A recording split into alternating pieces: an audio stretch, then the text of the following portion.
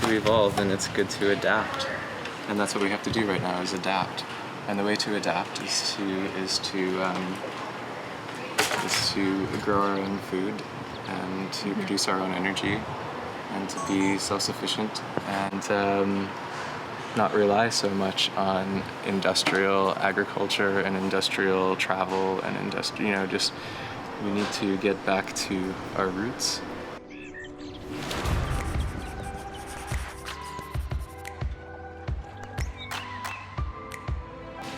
My name's Ezra Cipes. I'm the second generation at Summerhill Pyramid Winery. Summerhill is, one of the pioneering Okanagan wineries. My parents were really founders of the industry. It was actually the first destination tourist attraction winery. It was also an organic pioneer, and we run our business from our hearts. This is like a business that's run with purpose, and we're, helping to create the culture that we want to live in. And so we really put those brand elements forward, and we want everybody who visits to leave with a warm heart, That's the main thing, and to feeling good about where they've been and what it means when they bring it home with them and when they share it with their family. And it's not only beautiful in the way it tastes and the way it makes them feel, but also in the stories and the feelings and the thoughts that they have about it. My name is Gabe Cipes. I'm the biodynamicist and permaculture designer here at Summerhill Pyramid Winery. I do consulting outside of this place, but this is where I live, and this is where I get to do all my design experiments and try and make a model for the world for sustainability and for biodynamics and organics. And we are a certified biodynamic farm or a certified organic farm, and we're also a certified B Corporation. And it's great to have those standards to meet, but we also try to go above and beyond those things and really try to integrate with where we are and do what's right. And I have the privilege and honor to be able to try and do that on a daily level. Well, biodynamics is the first ever organic certification. It's the first time a bunch of farmers got together and said, chemical farming, chemical agriculture, using this is not good for the land. We need to form a standard for better agriculture that prohibits these chemicals. Like right when they started to use these chemicals that organic prohibits, that was the first movement, was the biodynamic movement, and it was based on lectures from Rudolf Steiner, but it was also a collective of farmers that had deep indigenous knowledge, and they created the first standards for farming and how to increase soil fertility naturally by using composting methods and using different preparations. And they also went by the astral calendar, so they looked at the phases of the moon and the different planets and how all of those things in the cosmos are connected to what's happening on Earth and how they influence each other and what those connections and relationships are. And it's very deep, and I can't say that I understand all of it. I understand pieces of it sometimes. I follow the protocols, and the more I do it, the more I come to an understanding of it. Well, organics is something that is deeply in our hearts at Summerhill. This is something that is a vision of the world. It's about who we are and how we are connected to nature, to the world. We are a part of nature. We aren't separate from it. And we aren't smarter than it. Nature is wise. And when we practice organics, nature is our teacher. And if you come onto our farm, I invite you to come onto our farm, walk around our farm. We think of our farm as a living ecosystem. We encourage biodiversity, and we encourage life and living soil. And that has an effect on the whole world, Look, when you fly in an airplane and you see all those squares, the grid of North America, imagine if 10% of every farm was given over to nature preserve. Imagine if there was more biodiversity on all of those farms. We would be living in a different world. By being here more in the moment, being more sensitive to the environment, to what's happening, we can be better at being here. Like if you know this place, if you know what it is, if you know the tendencies, if you know if you can kind of predict how they're changing with climate change and everything. These are all things that help you to be here better as a farmer. This is a semi-arid desert, so our sort of climax species are bunchgrass and ponderosa pines. It's more or less a desert. Thank you so much. If you look at the hills that are not irrigated, they're brown. Right? So if you look at our meadow, which is not irrigated, it's brown. It's tall grasses, it's shrubs, it's elderberries, it's things like that. We're not planting things for biodiversity, we're encouraging a natural expression of the land. And that's the best way to take care of our, indigenous insect populations and animal populations. So there's different reasons to do different things with different crops. Just the lack of funding to expand it. It's like, oh, that's great, but we got to do this. Oh, that's great, but we have to put more, energy over here. And it's like, it's always like, I think gardening is treated as some sort of like luxury thing, probably because people don't get paid a lot to do it. So it's not something that's taken, seriously. I don't know what it is. But I think, the more people want to support agriculture, the more we need to restore agricultural buildings like our barn. We need to get more people interested in growing. Like, it's hard work, for one. It's digging beds, and there's machines and there's ways we can make it easier. But still, it's just all doable. I mean, there's barriers, but it's all about design, and really it comes down to will and community will.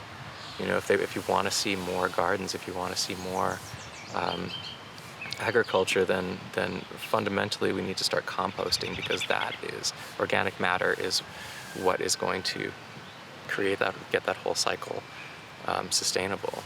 Otherwise, we need to rely on chemical inputs, which is not sustainable. We're working on a strategy to do a mandatory green bin program for the whole Okanagan, and just get everybody composting just right away. I think it's simple. I think people can understand it really easily. It immediately solves so many issues, like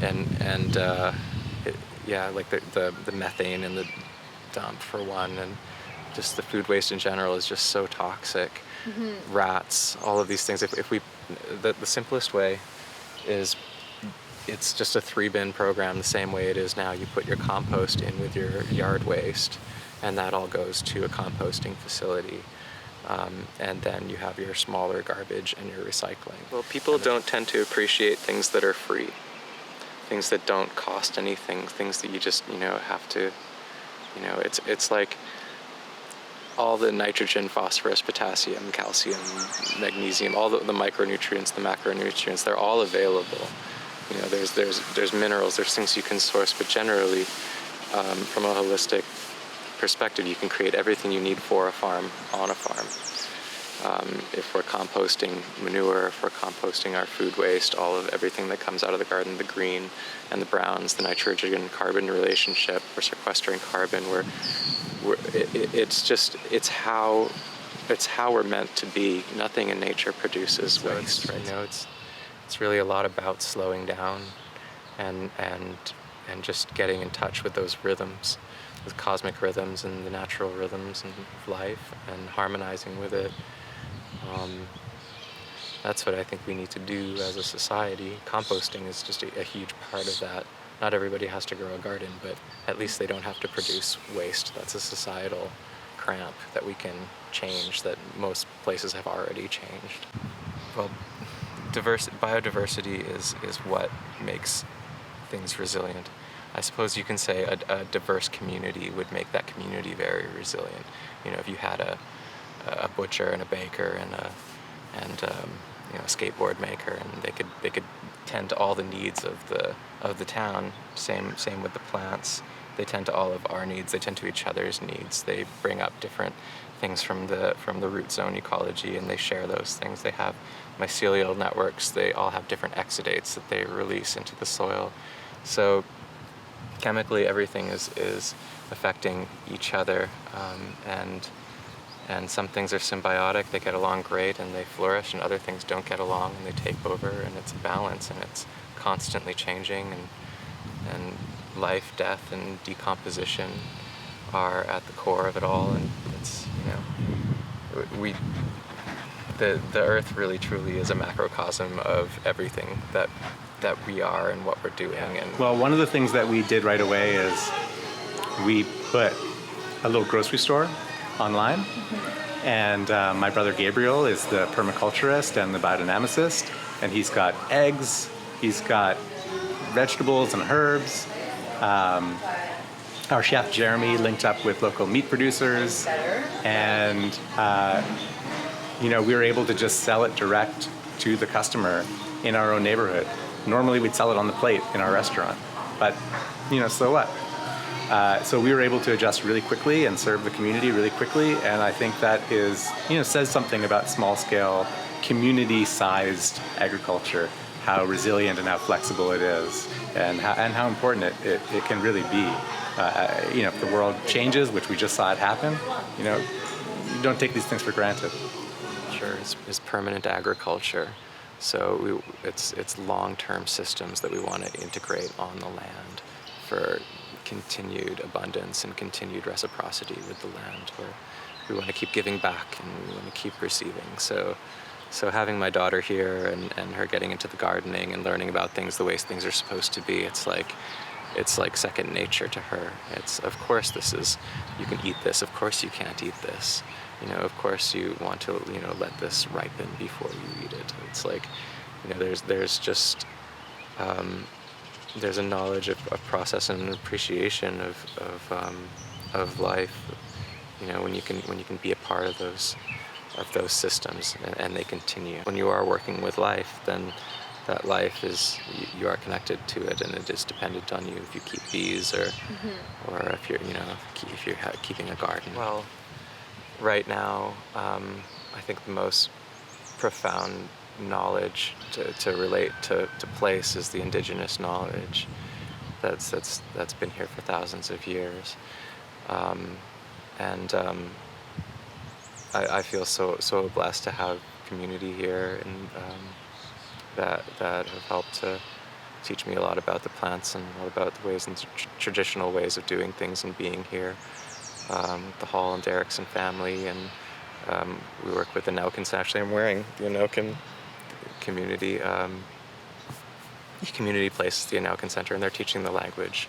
So they're a great resource for the whole Okanagan to talk to the traditional ecological knowledge keepers there.